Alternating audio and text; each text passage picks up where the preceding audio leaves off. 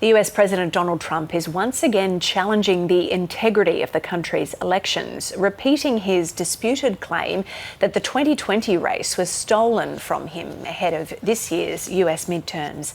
Mr. Trump has said declassified government intelligence reveals evidence of foreign involvement and claimed some officials have hidden information from the public.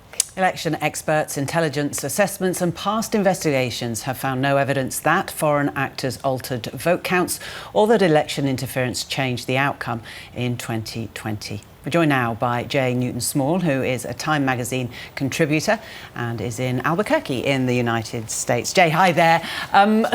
Talk us through the key claims that Donald Trump made in his speech. Well, the claims were not very new, honestly. These are claims that Donald Trump has had since losing the 2020 election. And he sort of rehashed them. Some of the details are different. He's in past said that Russia was behind this. Now he believes China is behind this. They did declassify a big sort of trove of documents, but frankly, those documents didn't show a ton of new information either. And what information they did show actually probably said that Biden was the one who was probably targeted more than Donald Trump was in terms of foreign actors trying to weaken his candidacy. So that's former President Joe Biden, obviously.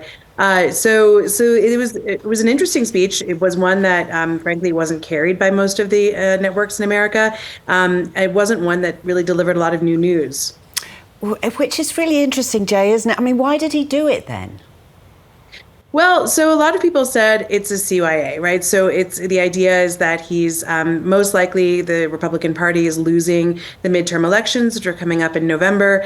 And throughout this entire process, he's calling a lot of, a lot of the process into question. The idea being that if they do lose in November, he can immediately say, well, we've had a lot of concerns about this process, as I said back in July, as I've said previously, and this is not really safe, the process. And in fact, we don't believe that the results are potentially viable, which would be incredibly, I think, dangerous for our democracy. But it certainly would raise a lot more issues and questions and would prompt all kinds of investigations, as you can imagine.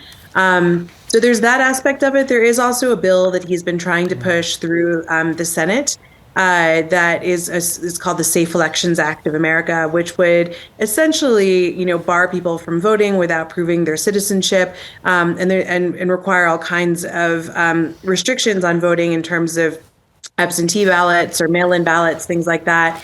It does not have the votes to pass the Senate. The Senate Republicans have said, and from his own party, we do not have the votes to pass this bill. And yet he remains incredibly frustrated. He wants that bill passed. And so in part, this was a speech cajoling the Senate Republicans to pass this piece of legislation.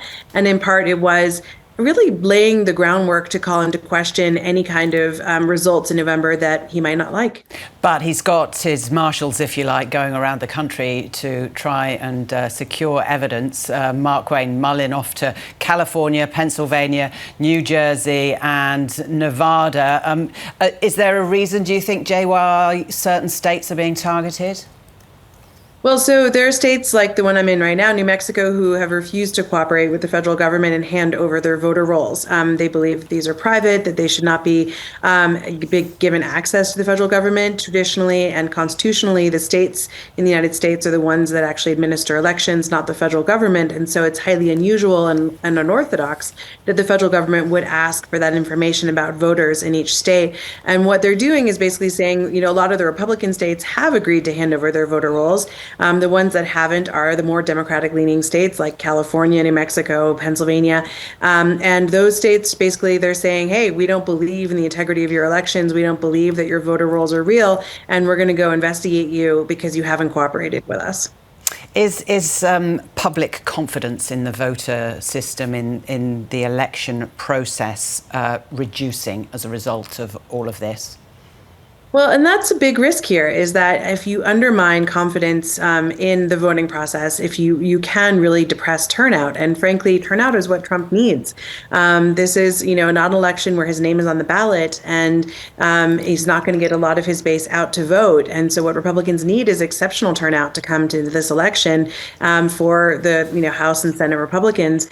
And if they don't believe, if voters do not believe on either side of the aisle that their votes are being counted or not being counted in a certain way, then it could be a real risk for them to just not vote at all. And certainly, it is the Republican side of voters that are listening much more to these concerns and these complaints than the Democratic side. On the Democratic side, you see a lot of folks really saying, "Hey, our process is good. We believe in our process." In those states where you see them investigating, there's a lot less questions about the process, and so it could actually end up backfiring in some ways and reducing turnout for Trump and for his party in the midterm elections.